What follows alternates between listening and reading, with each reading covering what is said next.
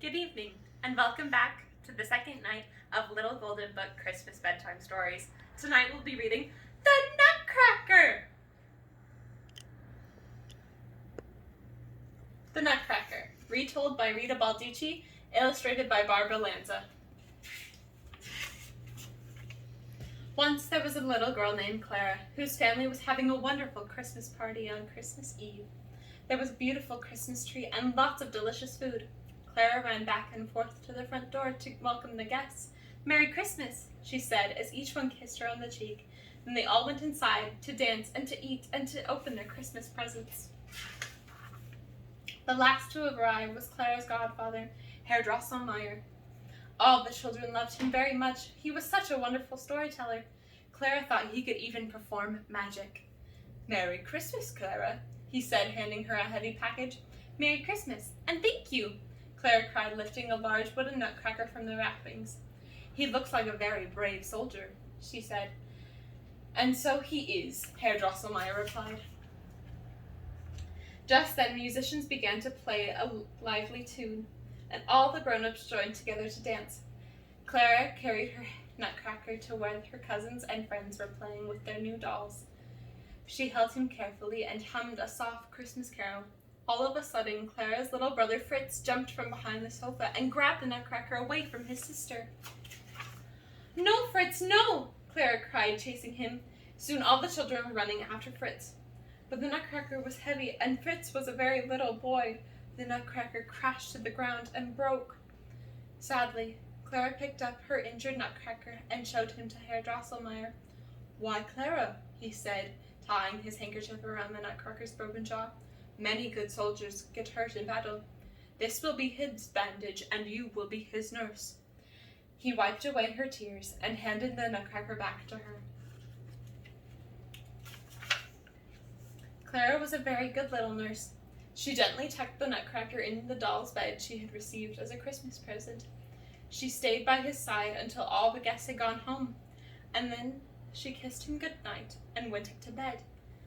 Clara could not stop thinking about her nutcracker, so back downstairs she crept, lifted him from the little bed, then curled up with him on the couch, falling asleep with him in her arms. While Clara was sleeping, Herr Drosselmeyer came into the room. Quietly he took the handkerchief off the nutcracker's jaw and gently waved it over Clara and the nutcracker. Suddenly the nutcracker changed into a handsome prince, standing guard over Clara while she slept. Later that night, Clara woke up. "Oh my goodness!" she cried, for tremendous mice were running all over the room. She saw the nutcracker, who was now a handsome prince. He bravely was fighting a mouse wearing a crown on its head.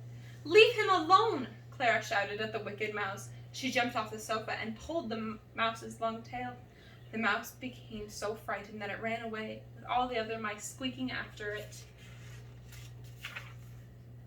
"Thank you for your help," said the prince, picking up the crown which had fallen from the mouse's head. "I would like to invite you to the land of sweets, so all my friends can thank you too." The prince placed the crown upon Clara's head, and her nightgown became a beautiful dress that sparkled and shimmered. Together they stepped outside. The falling snow whisked around them in a pretty white dance, carrying them to the land of sweets. Everyone living in the land of sweets was named after delicious things to eat. When the prince and Clara arrived, he told his friends about the battle with the huge mice and how Clara had saved him. "Hooray for Clara!" they all shouted, and they carried Clara and the prince over to two beautiful candy cane chairs. People of the land of sweets performed beautiful dances for Clara and the prince. The first to perform were the candy canes wearing red stripes, then Dainty Sugar Plum Fairy danced with a soldier. The dewdrop fairies gracefully twirled before them and followed by many angels with tiny wings. Even the flowers danced in the land of sweets, waving their pretty petals. Clara's favorite dancer was Mother Ginger. She wore a big wide skirt. Under it were 6 little children. They raced out and took each other's hands, dancing together in a circle, laughing and skipping. When their turn was over, they scrambled back under Mother Ginger's wide skirt. When all the dancers were finished, Clara and the prince stood up and clapped and clapped.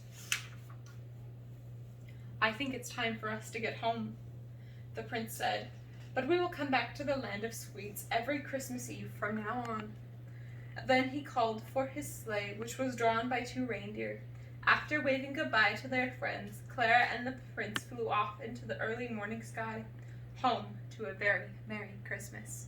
The end. Good night and Merry Christmas.